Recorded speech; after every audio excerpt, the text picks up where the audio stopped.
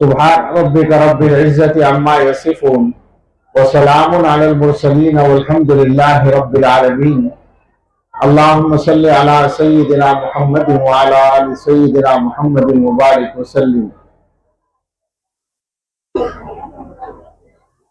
دو تین بیانات آپ سن چکے ہیں معتبر علماء کرام کے، اور باقی جو کارروائیاں جلسے کی ہوتی ہیں وہ بھی ہو گئی ہیں۔ اب 10-20 منٹ حکم کی تعمیل میں مجھے دو تین باتیں کہنی ہیں۔ سب سے پہلی بات تو مبارکباد ہے مولانا عبدالولی صاحب اور مولانا مفتی رضی صاحب اور ان کے والد محترم کو کہ ماشاءاللہ ان کی محنت سے ایک مستقل اور مفید کارگزار ادارہ چل رہا ہے، اور یقیناً اس میں اس ادارے کی نسبت کا اور اس کی برکت کا بھی دخل ہے۔ حضرت مولانا نسیم احمد غازی صاحب نور اللہ مرقدہ کی نسبت اور ان سے تعلق اور ادارے کے ساتھ ان کی دعاؤں کی برکت شامل ہے کہ یہ ادارہ کم وقت میں اچھا نتیجہ دے رہا ہے۔ اللہ کرے اور ترقی ہو، ترقی ہوتی جائے اور نافعیت بڑھتی جائے، اور اس کے لیے جو ضروری چیزیں ہیں جن میں سب سے پہلے حسن نیت ہے اور پھر حسن عمل ہے، یہ دونوں چیزیں اللہ تعالیٰ ان کو بھی اور ہم سب کو بھی نصیب فرمائے۔ 9 طلبہ کا قرآن کریم مکمل ہوا حفظ اور ان کی دستار بندی ہوئی، بہت بڑی کارگزاری ہے۔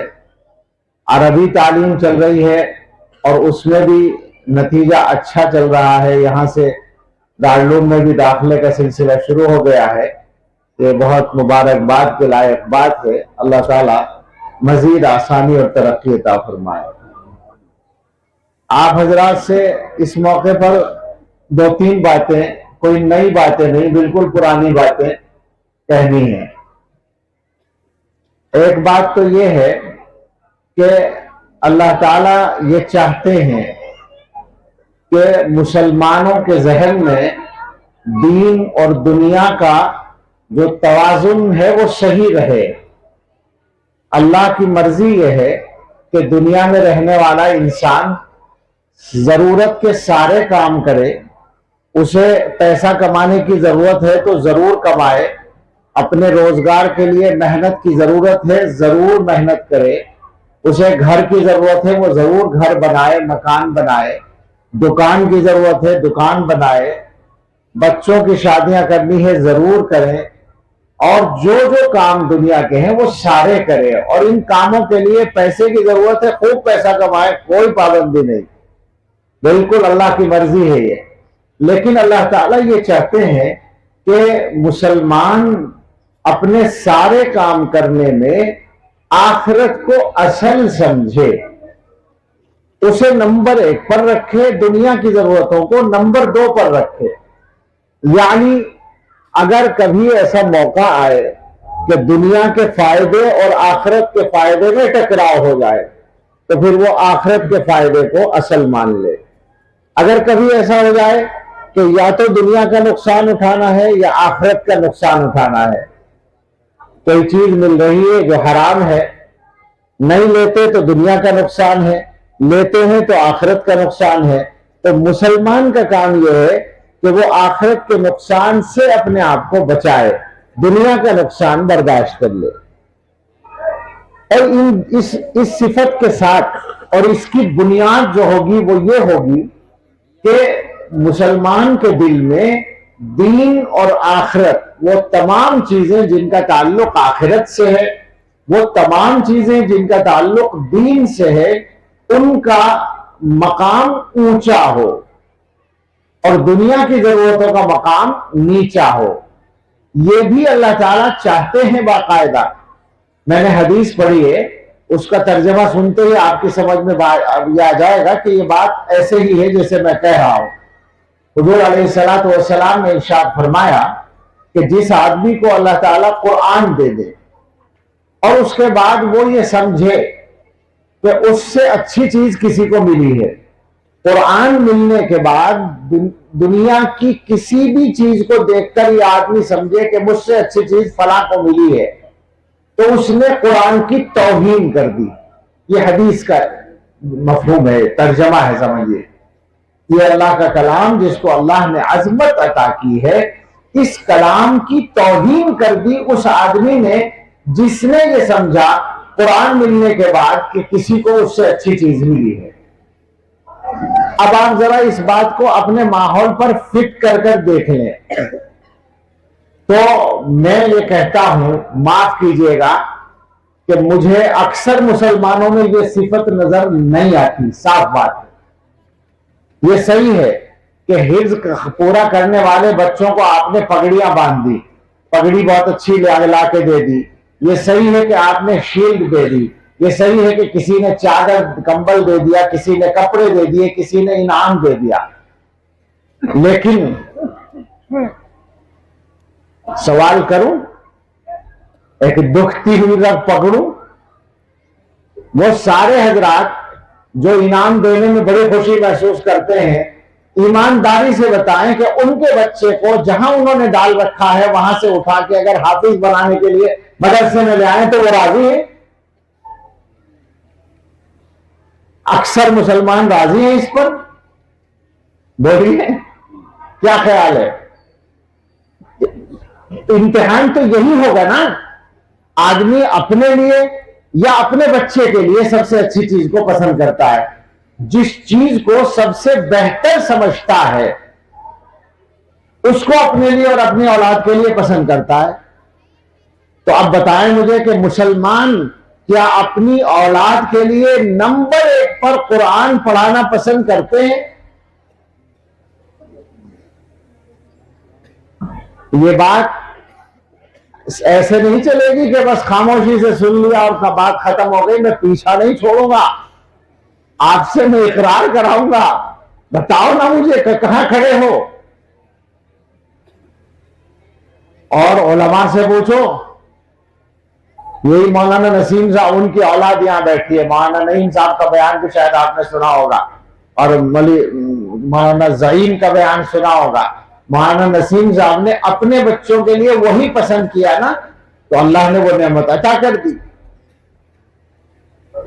تو ہم تو اس بارے میں کوئی مصالحت کرنے کو تیار نہیں ہے، خاموش ہونے کو تیار نہیں ہے کہ مسلمانوں کی اس بیماری کی نشاندہی ضرور کریں گے، اور آپ کو ماننا پڑے گا کہ آپ سے غلطی ہو رہی ہے۔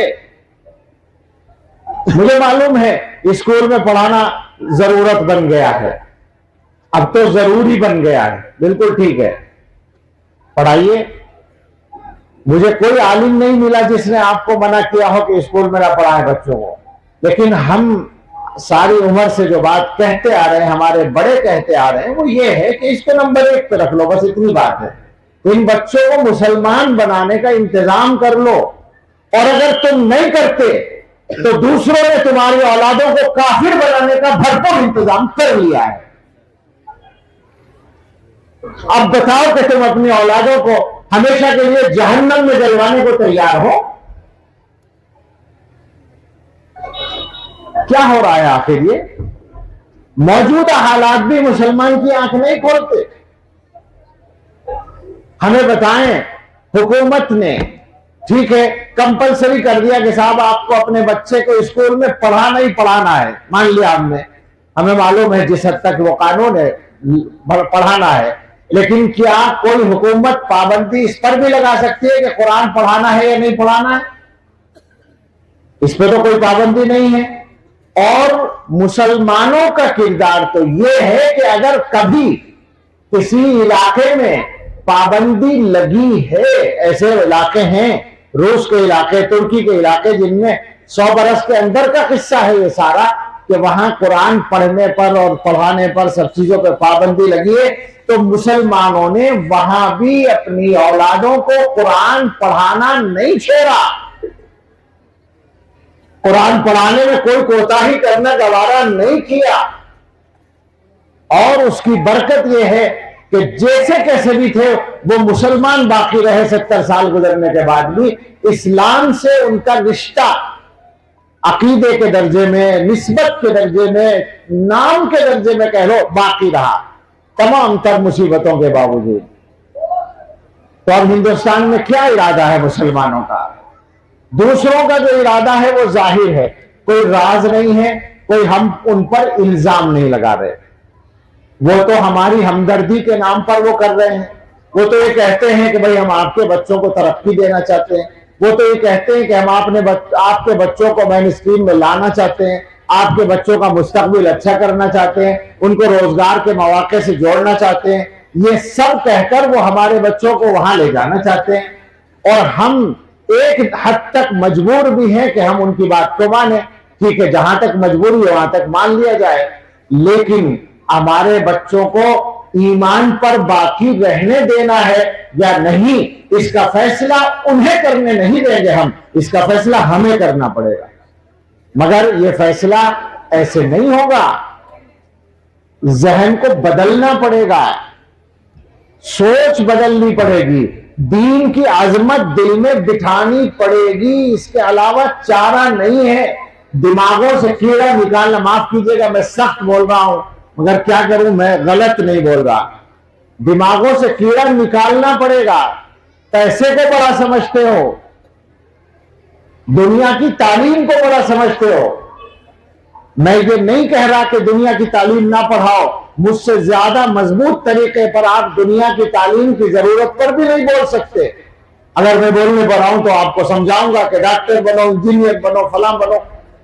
ابھی مجھ سے کوئی مشورے کر رہے تھے ہمارے قاضی جی، میں کہہ رہا تھا لڑکیوں کا اسکول بناؤ، سب کچھ ضرورت ہے، بات کرنے کی نہیں، بات سوچنے کی ہو رہی ہے، سوچ کو ٹھیک کرو، دین کو سوچ میں اوپر لاؤ، تعلیم کے معاملے میں بھی اور سارے کاموں کے معاملے میں، اعمال کے معاملے میں بھی۔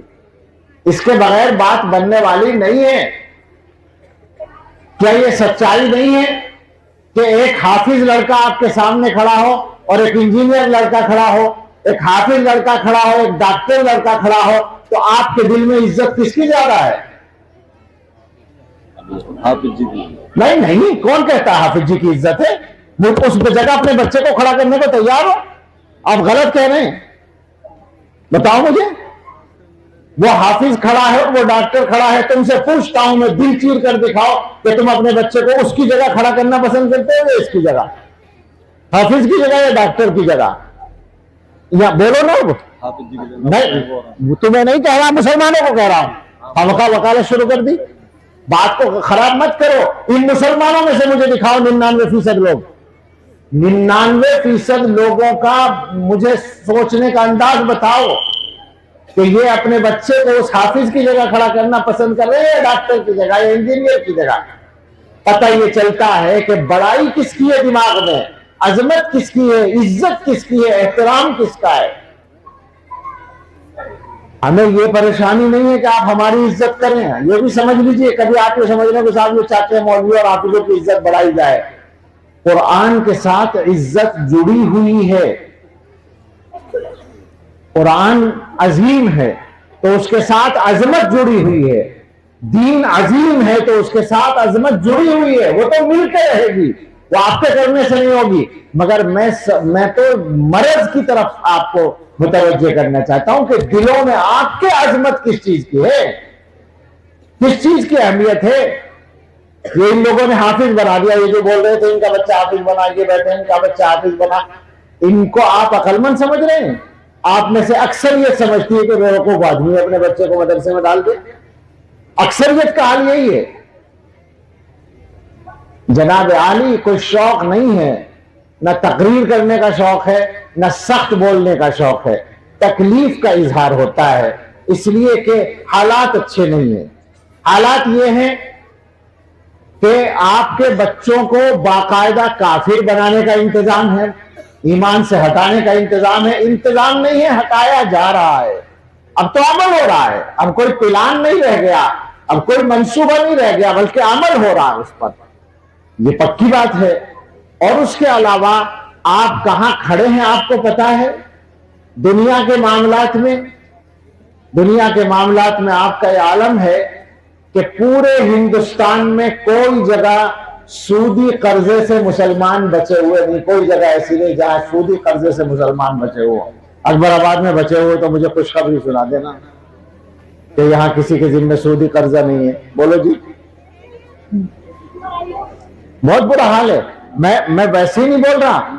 6-7 سال کے عرصے میں ہندوستان کے کونے کونے میں، چھوٹے بڑے جلسوں میں، چھوٹے اور بڑے شہروں اور گاؤں میں جا جا کر اور پوچھ کر آپ کو بتا رہا ہوں کہ اس مدت میں اس پورے ملک میں کہیں مجھے ابھی تک ایک جگہ بھی ایسی نہیں ملی جہاں کے لوگوں نے یہ کہا ہو کہ ہمارے یہاں سودی قرضہ نہیں ہے مسلمانوں کے ذمہ۔ کیسے کام چلے گا؟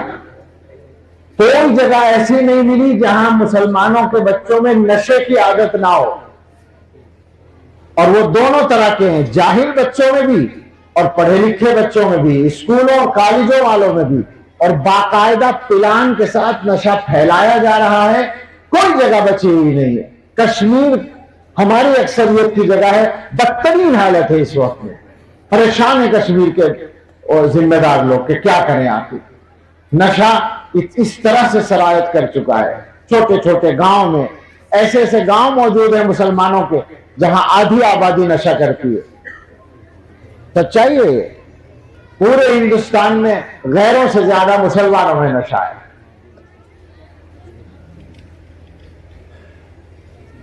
نماز کی بات بتا دیجئے، کتنے لوگ نماز پڑھتے ہیں؟ یہ جو مجمع یہاں بیٹھا ہے یہ دین سے تعلق رکھنے والوں کا مجمع ہے۔ اکبر آباد کی 10% آبادی یہاں نہیں بیٹھی، اس سے بھی کم ہے، لیکن اس مجمع میں بھی سارے لوگ نمازی نہیں ہیں، تو پوری آبادی کا کیا حال ہوگا؟ 10% مسلمان نمازی نہیں ہے، پکی بات ہے۔ نماز کے پابند مسلمانوں کی تعداد 100 میں 10 بھی نہیں ہے۔ سوچیں کیسے حالات ٹھیک ہوں گے؟ ایسے تو کام چلنے والا نہیں ہے۔ اسی طرح سے اگر ہم بولتے چلے جائیں تو بہت ساری باتیں ہو سکتی ہیں، بہت دیر لگ سکتی ہے، لیکن میرے بھائیوں مقصد نہ آپ کو یا کسی کو شرمندہ کرنا، کوئی آپ ایک آدمی تھوڑی ہے یا ایک آدمی سامنے تھوڑی ہے ہمارے، بات تو ہو رہی ہے پوری اس ملت اور قوم کی، اور آپ کو نہیں اپنے آپ کو۔ مقصد کوئی معلومات بگھارنا بھی نہیں ہے، مقصد یہ ہے کہ یہ سب ہونے کے باوجود تبدیلی ابھی بھی کچھ آنے کی تیاری نہیں ہے ہمارے اندر۔ ہم اپنے اخلاق کو، اپنے معاملات کو، اپنے گھریلو حالات کو ٹھیک کرنے کے لیے تیار نہیں ہیں۔ آپ دکانوں پر جو لوگ بیٹھے ہیں، کچھ لوگ ہوں گے، بالکل ہیں یقیناً 100% ایمانداری سے کام کرنے والے، لیکن کیا سارے مسلمان تجارت ویسے ہی کرتے ہیں جیسے ایک مسلمان کو کرنی چاہیے؟ وعدہ خلافی نہیں کرتے، دھوکہ نہیں دیتے، غلط سامان نہیں دیتے۔ کیا ہو رہا ہے؟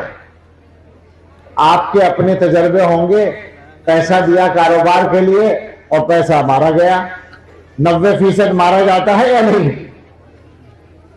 90% مارنے والے کون ہیں؟ اپنے بھائی۔ کوئی فکر ہی نہیں ہے ان کو آخرت کی، دوسرے کا پیسہ، دوسرے کا حق دبا لیا، کوئی فکر نہیں ہے، عام بات ہے بالکل۔ گھروں کے حالات دیکھ لو، گھروں میں کیا کرتے ہیں ہم لوگ؟ انصاف ہوتا ہے ہمارے گھروں میں؟ دیندار تو ہم ہیں اس لیے کہ ہمارے منہ پہ داڑھی ہے، دیندار تو ہم ہیں اس لیے کہ ٹوپی پہن رکھی ہے، کرتا پاجامہ پہن رکھا ہے، لہٰذا ہم دیندار ہیں۔ لیکن آگے کیا ہو رہا ہے وہ معلوم ہے نا؟ کتنے گھروں میں 100% انصاف کی بات ہوتی ہے، بہو اور بیٹے میں جھگڑا ہوتا ہے، تو کتنے ساس سسر ہیں جو کبھی کبھی بہو کا بھی ساتھ دے دیا کرتے ہوں؟ دیکھا کوئی؟ ہمیشہ غلطی بہو کی ہے، ہمیشہ غلطی بہو کی ہے۔ کیسے ہو سکتا ہے یہ ایک آدمی ہمیشہ غلط ہو؟ جہاں تمہاری بیٹی ہے وہاں ہمیشہ غلطی داماد کی ہے، احساس کی ہے، اور جہاں تم ہو وہاں ہمیشہ غلطی بہو کی ہے. یہ انصاف ہے؟ یہ مسلمانوں کا طریقہ ہے. مسلمانوں کا طریقہ جن کو قرآن میں یہ کہا گیا تھا کہ دشمنوں سے بھی ناانصافی نہیں کرنی، ان کا یہ حال ہے. اور پھر ہم شکایت کرتے ہیں کہ حکومت ہمارے ساتھ انصاف نہیں کرتی.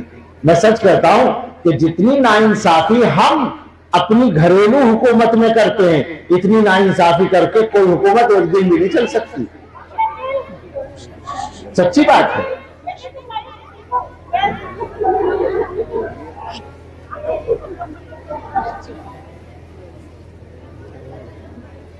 ارے جناب، آگے کا آوا خراب ہے ہمارا، سب کچھ بگڑا ہوا ہے. یہی جو نمونہ ہے، اس کو ٹھیک کرنے کی کس کو فرصت ہے، کس کو ہمت ہے اور کس کو صلاحیت ہے. اپنے گھروں کو ٹھیک کرنے کی فکر کیجئے، مگر گھروں کو ٹھیک کرنے کا نمبر تو تب آئے گا جب اپنے آپ کو کچھ ٹھیک کرنے کی فکر کی ہوگی. یہ اتنا بڑا مجمع بیٹھا ہے، سب دیندار، دین سے محبت والے تو کم سے کم ہے. پکی بات ہے، مدرسے کے جلسے میں آئے ہیں تو دین سے محبت ہے. مجھے ایمانداری سے بتائیں کتنے لوگ ہیں جن کے روزانہ کے ٹائم ٹیبل میں یا ہفتے بھر کے ٹائم ٹیبل میں کوئی 1 گھنٹہ بزرگوں کے ساتھ، اللہ والوں کے ساتھ، علماء کے ساتھ بیٹھنے کا مقرر ہو؟ ہیں کچھ لوگ؟ ہوں گے لیکن بہت تھوڑے، بہت کم. اکثریت نہیں ہے. اکثریت کے ذہن میں یہ خانہ ہی نہیں ہے کہ صاحب کچھ اپنی تربیت کے لیے، اپنے آپ کو ٹھیک کرنے کے لیے علماء سے، اللہ والوں سے ملنے کی بھی ضرورت ہے. یہ خانہ ہی نہیں ہے ہمارے پورے نظام الاوقات میں. تو کہنے کا مطلب یہ ہے کہ اپنے آپ کو بدلیے، سب کچھ دنیا کے کاموں کو مت سمجھیے. مسلمان ہونے کا تو مطلب ہی یہ ہے کہ مسلمان آخرت کو نمبر 1 پر رکھتا ہے، دنیا کو نمبر 2 پر رکھتا ہے. یہ بات یاد رکھیں کہ دنیا کی تمام چیزیں اللہ کی طرف سے مقرر ہیں. جو کچھ طے کر رکھا ہے وہی ملے گا، اس کے علاوہ نہیں ملے گا. نہ رزق نہ عزت، کچھ نہیں. جو اللہ نے مقرر کر دیا وہی ملے گا، اس سے زیادہ نہیں ملے گا، کم نہیں ملے گا. اسی طرح سے دنیا کے معاملات میں اللہ تعالیٰ کی طرف سے جو مقرر ہے حالات وہی آئیں گے، اس کے علاوہ نہیں آئے گا. حضور نے حضرت عبداللہ ابن عباس رضی اللہ عنہما کو کچھ نصیحتیں کی تھی. اس میں ایک بات یہ فرمائی تھی کہ وَاعْلَمْ أَنَّ الْأُمَّةَ لَوْ اجْتَمَعَتْ عَلَىٰ أَن يَنْفَعُوكَ بِشَيْءٍ لَمْ يَنْفَعُوكَ إِلَّا بِشَيْءٍ قَدْ كَتَبَهُ اللَّهُ لَكَ. یاد رکھو، سارے لوگ مل کے اگر تمہیں کوئی نفع پہنچانا چاہیں تو وہی نفع پہنچا سکیں گے جو اللہ نے لکھ رکھا ہے. وَلَوْ اجْتَمَعُوا عَلَىٰ أَن يَنْفَعُوا عَلَىٰ أَن يَضُرُّوكَ بِشَيْءٍ لَمْ يَضُرُّوكَ إِلَّا بِشَيْءٍ قَدْ كَتَبَهُ اللَّهُ عَلَيْكَ. اور اگر سارے مل کر تمہیں کوئی نقصان پہنچانا چاہیں تو صرف وہی نقصان پہنچا پائیں گے جو اللہ نے لکھ رکھا ہے. یہاں بہت سارے جھگڑے اسی کے ہیں کہ فلاں نے کرا دیا اور فلاں نے کر دیا. انہی مصیبتوں میں پڑے ہوئے ہیں. اللہ پر یقین ہی نہیں ہے، اللہ پر بھروسہ ہی نہیں ہے، اپنے کاموں پر یقین نہیں ہے. ارے بھائی تم محنت کرو، تمہاری تقدیر اللہ نے دوسروں کے ہاتھوں میں نہیں دی ہے. تمہارا نفع نقصان اللہ نے دوسروں کے ہاتھوں میں نہیں دیا ہے. مسلمان وہ ہوتا ہے جس کا یقین اللہ پر مضبوط ہوتا ہے اور آخرت اس کے سامنے ہوتی ہے. میں یہ کہہ رہا تھا کہ اللہ نے دنیا میں جو کچھ دینا طے کر رکھا ہے وہ مل کے رہے گا، اسے کوئی چھین نہیں سکتا. آخرت کے لیے ہمیں کوشش کرنی پڑے گی. قرآن کریم کی آیت میں نے پڑھی، من کان یرید حرث الآخرۃ نزد لہ فی حرثہ. جو آدمی آخرت کی کھیتی چاہتا ہے، آخرت کا فائدہ چاہتا ہے، آخرت کو بنانا چاہتا ہے، ہم اس کی کھیتی کو بڑھاتے ہیں، برکت دیتے ہیں. ومن کان یرید حرث الدنیا، اور جس نے دنیا کو مقصد بنا لیا، دنیا کے فائدے کو، دنیا کی کھیتی کو. کھیتی کا مطلب کوئی کسان والا کھیت ہی نہیں ہے، دنیا کی کوئی بھی دولت مقصد ہے، دنیا کے نفع کو بڑھانا مقصد ہے، تو دنیا میں سے کچھ دے دیتے ہیں جو ہماری مرضی ہو، لیکن آخرت میں کوئی حصہ اس کو نہیں ملتا. تو بس گزارش یہ ہے کہ اپنے آپ کو بدلنے کا ارادہ کرتے یہاں سے اٹھیے، اپنی سوچ کو بدلنے کا ارادہ کرتے یہاں سے اٹھیے. جلسوں کو بھی اور کسی بھی کام کو رسم نہ بنائیے، بدلیے اپنے آپ کو. اور بدلنے کے لیے تھوڑا سا اپنے دماغ کو بھی نیچے لانا پڑے گا. اپنی بڑائی اپنے دماغوں سے نکالیے. ہمارا حال یہ ہے کہ ہم کسی کی بات سننے کو تیار نہیں ہیں, کسی کی رائے سننے کو تیار نہیں ہے. ساری عمر ہو گئی مولویوں کو کہتے کہتے بھائی جمعے کے دن آدھا گھنٹہ پہلے آ جاؤ مسجد میں, 20 منٹ پہلے آ جاؤ. کہاں گئے مولوی صاحب؟ کئی منٹ پہلے تمہارا بیان سننے کے لیے 20-30 لوگ جمع ہوتے ہیں مسجد میں. تمہارا نہیں, میں نے میرا بیان سننے کے لیے میں نے کیا ہے تمہاری مسجد میں بیان, تو کتنے منٹ پہلے مجمع آیا؟ سوچو ذرا کیا کر رہے ہیں آپ. مسجد میں آنے کی فرصت نہیں ہے. 5 وقت آنا چاہیے, روز آنا. ہفتے بھر میں ایک دن آتے ہو اللہ نے آپ یا امام صاحب پہ احسان کرنے کے لیے, تو اس میں بھی 5 منٹ پہلے 2 منٹ پہلے. یہ بڑائی ہے دماغوں میں. اللہ کے سامنے جھکنے کی عادت نہیں ہے, بھلائی کے سامنے, اچھی بات کے سامنے جھکنے کی عادت نہیں ہے. دماغوں سے یہ خناس نکالیے. اللہ سے قریب ہونے کی کوشش کیجیے, اللہ کو راضی کرنے کی فکر کیجیے, تب حالات ٹھیک ہوں گے. ہر آدمی اپنے آپ کو بڑا سمجھے بیٹھا ہے اور ہر آدمی اپنے آپ کو اچھا سمجھے بیٹھا ہے. آپ کسی سے بات کر کے دیکھ لیں, گفتگو میں وہ آپ کو خاموش کر دے گا اور یہ ثابت کر دے گا کہ اس سے اچھا آدمی تو پوری آبادی میں ہے ہی نہیں. اس سے اچھے معاملات کا کوئی آدمی نہیں ہے, اس سے اچھے اخلاق کا کوئی آدمی نہیں. وہ تو سب کا حق ادا کرتا ہے, ساری ذمہ داریاں پوری کرتا ہے. جس سے بھی بات کریں گے, میں نے ابھی تک کوئی ایسا آدمی نہیں پایا کہ آپ اگر اس کو چھیڑیں اور کرے دیں تو وہ آپ کی بات تسلیم کرنے کے مقام پر آ جائے اور وہ مان لے اپنی غلطی. ایسا جلدی سے ہونے والا نہیں ہے. ہم سب کی یہ عادت بنی, سب کا مزاج بنا ہوا ہے. اور دوسروں کے عیب ہم سے زیادہ کون جانتا ہے اور ہم سے زیادہ کون بیان کرتا ہے. حدیث میں یہ ہے کہ جس آدمی پر اللہ کی نعمت ہوتی ہے اسے اپنے عیبوں کی فکر ہوتی ہے, دوسروں کے عیبوں کی نہیں ہوتی. اس کا مطلب کیا ہو رہا ہے؟ ہم کہاں ہیں, ہمارا حال کیا ہے؟ بدلنے کی ضرورت ہے. میری اتنی بات تو مان لیں گے نا آپ کہ جو ہو رہا ہے وہ ٹھیک نہیں ہو رہا ہے, لہذا بدلنے کی ضرورت ہے. بس یہی پیغام لے کر جائیے, کوشش کیجیے عملی طور پر بدلنے کی. اللہ تعالی ہم سب کو صحیح توفیق عطا فرمائے اور ہمیں اپنی اصلاح کی فکر عطا فرمائے. اس اصلاح میں کسی اور کا فائدہ نہیں, ہمارا فائدہ دنیا کا بھی اور آخرت کا بھی. اللہ قبول فرمائے. آمین. وآخر دعوانا ان الحمدللہ رب العالمین. ہمارے اسد بھائی جو ہیں ان کی بچی بہت دنوں سے بیمار ہے, اس کے لیے ضرور دعا کریں. اللہ اس کو شفا عطا فرمائے, اللہ اسے قوت گویائی عطا فرمائے, اور سبھی کے ہاں جو بھی بیمار ہوں سبھی کے لیے دعا کریں.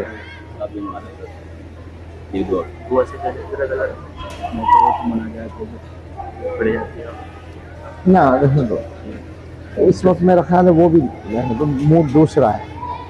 دعا کر لیں. اللہ, ان کے والد صاحب بیمار ہیں اور ہر آدمی کے گھر میں ان کی والدہ بیمار ہیں. اہلیہ تو سبھی بھی بیمار ہیں. اللہ تعالیٰ ٹھیک کرے ان کو بھی. بات یہ ہے اصل میں کہ دعا ہماری ضرورت ہے, اللہ سے مانگنا ہماری ضرورت ہے, مگر ہم تو اتنے بڑے خاں صاحب ہیں کہ اللہ سے بھی نہیں مانگتے. بتاؤ اچھا ایمانداری سے, روزانہ 5 منٹ 10 منٹ لگاتے ہیں دعا کرنے میں. جو لوگ مسجد میں بھی جاتے ہیں تو امام صاحب کے لیے تو ضروری ہے مختصر دعا کرنا, لیکن اس مختصر دعا کے بعد کوئی کرتا ہے دعا اطمینان سے بیٹھتے. اللہ سے مانگ لو, کم سے کم اس کی عادت ڈال لو. اللہ سے مانگا جائے تو ضرور ملتا ہے. یہ ذہنوں سے نکال دو کہ دعا قبول نہیں ہوتی, دعا ضرور قبول ہوتی ہے. اگر آپ حرام روزی نہیں کھاتے بس اور اپنی زبان سے جھوٹ نہیں بولتے تو قسم کھائی جا سکتی ہے کہ ہر دعا قبول ہوتی ہے. اللہ سے یقین رکھتے ہوئے مانگا کریں, اور جب بھی دل سے مانگیں گے تجربہ ہو جائے گا. دعا کر لیں بھائی. سبحان ربی العلی الاعلی الوہاب. اللہم صلی علی سیدنا محمد وآلہ واصحابہ وازواجہ وذریاتہ کما تحب وترضى عدد ما تحب وترضى. ربنا آتنا فی الدنیا حسنۃ وفی الآخرۃ حسنۃ وقنا عذاب النار. ربنا لا تزغ قلوبنا بعد إذ هديتنا وهب لنا من لدنك رحمة إنك أنت الوهاب. ربنا هب لنا من ازواجنا وذرياتنا قرة اعين واجعلنا للمتقين اماما اللهم انك عفو تحب العفو فاعف عنا اللهم اعنا على ذكرك وشكرك وحسن عبادتك اللهم اعنا على ديننا بالدنيا وعلى آخرتنا بالتقوى اللهم يسر لنا امورنا مع الراحة لقلوبنا وابداننا والسلامة والعافية في ديننا ودنيانا اللهم الطف بنا في تيسير كل عسير فإن تيسير كل عسير عليك يسير نسألك اليسر والمعافاة في الدنيا والآخرة اللهم لا سهل إلا ما جعلته سهلا وأنت تجعل الحزن سهلا إذا شئت أنت أهل التقوى وأهل المغفرة اے اللہ ہم سب کے گناہ معاف فرمائیے اے اللہ اس جلسے کو قبول فرمائیے اللہ یہاں جو مفید باتیں کہی گئی ہوں ان سب کو سمجھنے کی اور ان پر عمل کرنے کی ہم سب کو توفیق عطا فرمائیے اے اللہ جو بچے حافظ ہوئے ہیں ان کو برکتیں عطا فرمائیے اور اس نعمت عظمیٰ کی صحیح طور پر ساری زندگی قدر کرنے کی توفیق عطا فرمائیے اے اللہ اس مدرسے کو ترقی عطا فرمائیے قبولیت عطا فرمائیے یہاں کے کاموں میں آسانی عطا فرمائیے اسباب کی فراہمی آسان فرمائیے اے اللہ ہم سبھی کے کام آسان فرمائیے اے اللہ ہمارے لیے دین اور دنیا کے سارے کاموں میں آسانی اور خیر اور برکت مقدر فرمائیے اے اللہ ہر کام میں ہماری مدد فرمائیے اللہ ہمیں کبھی بھی اپنی توفیق سے محروم نہ فرمائیے اے اللہ جسمانی اور روحانی بیماریوں سے شفا عطا فرمائیے ہم میں اور ہمارے گھر والوں میں اور متعلقین میں اور رشتہ داروں میں جاننے والوں میں محبت والوں میں جو لوگ بیمار ہیں اللہ سب کو صحت کاملہ عطا فرمائیے اے اللہ ہم میں جو مقروض ہیں ہم سب کو قرضوں سے سبکدوش فرما دیجیے اے اللہ جو بے گھر ہیں انہیں اچھے گھر دے دیجیے جن کے گھروں میں آرام نہیں ان کے گھروں کو آرام دے اور اچھا بنا دیجیے اے اللہ جو بے روزگار ہیں انہیں اچھا بابرکت حلال روزگار عطا فرما دیجیے اے اللہ جو بے اولاد ہیں انہیں اچھی اولاد دے دیجیے اے اللہ جنہیں بیٹوں کی تمنا ہے انہیں اچھے بیٹے دے دیجیے اے اللہ جن کی اولادوں میں کوئی پریشانی ہے کوئی بگاڑ ہے اللہ اس کو دور فرما دیجیے اور ہم سبھی کو ہماری اولادوں کی خوشیاں عطا فرمائیے ہماری اولادوں کی طرف سے ہمارے لیے اللہ آنکھوں کی ٹھنڈک مقدر فرمائیے اور ان کے لیے ہماری اچھی تمنائیں پوری فرمائیے اے اللہ اس امت کے حال پر رحم فرمائیے اے اللہ سودی قرضے کو مسلمانوں کے معاشرے سے جڑ سے ختم فرما دیجیے اے اللہ نشے کا خاتمہ کر دیجیے اے اللہ جتنی بھی برائیاں گھسی ہوئی ہیں اللہ ان سب سے ہمارا پیچھا چھڑا دیجیے اے اللہ ہر صاحب ایمان کی دنیا میں جہاں کہیں بھی ہو یا اس ملک میں اللہ ہر صاحب ایمان کی جان کی مال کی عزت و آبرو کی گھر بار کی اعلی اولاد و کاروبار کی حفاظت فرمائیے اے اللہ ہماری یہ بستی اکبر آباد اللہ یہاں بھی اپنی خاص رحمت نازل فرمائیے اے اللہ یہاں کے رہنے والوں پر اپنی رحمت نازل فرمائیے اے اللہ سب کے دلوں کی اچھی تمنائیں پوری فرمائیے اے اللہ جلسے میں جن حضرات نے بھی شرکت کی ہے سبھی کی شرکت کو قبول فرمائیے اللہ سب کو اپنے گھروں عافیت کے ساتھ پہنچائیے اللہ ہم سب کے کام آسان فرمائیے اور دنیا اور آخرت میں ہر قدم پر ہمیں آسانی عطا فرمائیے اللہ ہمیں اور ہمارے بچوں اور نسلوں اور متعلقین اور تمام اہل ایمان کو اللہ دین پر کامل استقامت اور دین پر جینا اور دین پر مرنا نصیب فرمائیے اے اللہ پوری امت کے لیے آنے والے وقت کو گزرے وقت سے بہتر بنا دیجیے اور سب سے بہتر ہم سب سے آخری وقت کو بنا دیجیے اے اللہ سب کے دلوں کی اچھی تمنائیں پوری فرما دیجیے ربنا تقبل منا انک انت السمیع العلیم ہمارے مفتی محفوظ اور ان کے ایک رفیق حادثے کا شکار ہوئے چوٹ لگی اللہ اور دونوں کو صحت کاملہ عطا فرمائیے اور ہم سبھی کو اور ہمارے متعلقین کو حادثات سے اور ناگہانی آفتوں مصیبتوں سے محفوظ رکھیے ربنا تقبل منا انك انت السميع العليم وتب علينا انك انت التواب الرحيم وصلى الله على سيدنا محمد وآله واصحابه اجمعين برحمتك يا ارحم الراحمين.